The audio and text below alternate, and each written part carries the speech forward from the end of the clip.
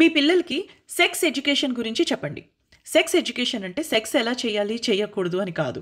దాని గురించి తెలుసుకుందాం. మనందరికీ ఒక ట్యాబు ఉంటుంది. ఇలాంటి విషయాలు మనం ఇళ్లల్లో మాట్లాడము. కానీ it's high time we start talking about it.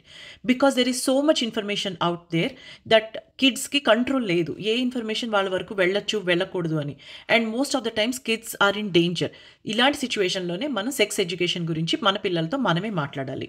Parents are the first teachers for kids. So ఈ నాలెడ్జ్ కనుక పేరెంట్స్ ఇవ్వగలిగితే it will open so many doors between kids and parents. Sex education అంటే it talks about anatomy of the body. అంటే మన బాడీలో ఏం parts ఉంటాయి, ఆడవాళ్ళకి మగవాళ్ళకి ఏంటి డిఫరెన్స్, అండ్ ఆ పార్ట్స్ ఇంపార్టెన్స్ ఏంటి అనేది చెప్తుందన్నమాట. అందుట్లో కూడా గుడ్ టచ్ ఏది, బ్యాడ్ టచ్ ఏది, ఎవరు ఏ పార్ట్స్ని ముట్టుకోవచ్చు, ముట్టుకోకూడదు అని కూడా సెక్స్ ఎడ్యుకేషన్ మనకి నేర్పిస్తుంది.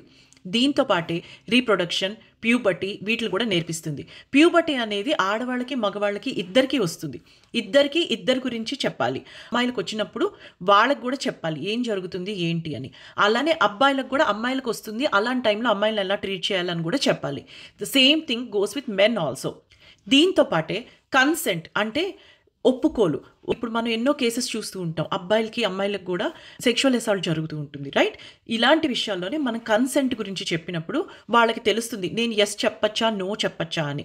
దీంతో పాటే రిలేషన్షిప్స్ అంటే ఏంటి, ఏ ఏజ్ నుంచి రిలేషన్షిప్స్ పెట్టుకోవచ్చు, ఎలాంటి వాళ్ళతో పెట్టుకోవచ్చు, అండ్ ఏవి పెట్టుకోకూడదు అనేది కూడా మనం నేర్పించాలి. దీంతో పాటే సెక్స్ ఎడ్యుకేషన్ మనకి ఇమోషనల్ హెల్త్ అండ్ సేఫ్టీ కూడా నేర్పిస్తుంది. దీనివల్ల ఏమవుతుందంటే కిడ్స్ ఆర్ ఇన్ఫార్మ్డ్. వాళ్ళకి తెలుస్తుంది, వాళ్ళకు ఒక అవగాహన వస్తుంది. They will be able to take good decisions. 4 to 7 years మధ్యలో వాళ్ళకి బేసిక్ బాడీ అనాటమీ గురించి చెప్పాలి. 8 to 10 years వచ్చినప్పుడు వాళ్ళకి ప్యూబర్టీ గురించి చెప్పాలి. అండ్ ఆల్సో బౌండరీస్ అంటే ఏది రైట్, ఏది రాంగ్, ఎక్కడ మనం నో చెప్పాలి, అండ్ ఎలాంటి వాళ్ళతో నో చెప్పాలి, ఎవరు చేస్తే అది రాంగ్ అనే విషయం మనకి ఈ ఏజ్ నుంచి నేర్పించాలి. 11 to 13 years నుంచి రీప్రొడక్టివ్ నాలెడ్జ్ ఇవ్వాలి మనం వాళ్ళకి. మెన్స్ట్రుయేషన్, హైజీన్, పియర్ ప్రెషర్, ఇలాగా వాళ్ళకి ఎన్నో ఇష్యూస్ నుంచి వాళ్ళు గోత్రూ అవుతూ ఉంటారు. ఇవన్నీ మనం వాళ్ళకి ఈ ఏజ్ నుంచే చెప్పాలి.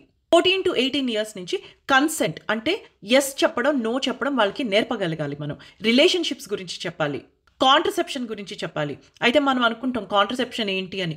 Very important. మనకు తెలుసో తెలియకో పిల్లలు కనుక కొన్ని యాక్షన్స్ తీసుకుంటే కనుక అలాంటి టైంలోనే ఇవి తెలుస్తాయి. ముందు ఆల్సో వాళ్ళకి STIs అంటే సెక్షువల్లీ ట్రాన్స్మిటెడ్ ఇన్ఫెక్షన్స్ గురించి కూడా వాళ్ళకి మనం ఇన్ఫార్మ్ చేయాలి. దీనివల్ల ఏమవుతుంది అంటే పేరెంట్స్కి కిడ్స్కి మధ్యలో ఒక ఓపెన్నెస్ వస్తుంది. They also build a trust between them.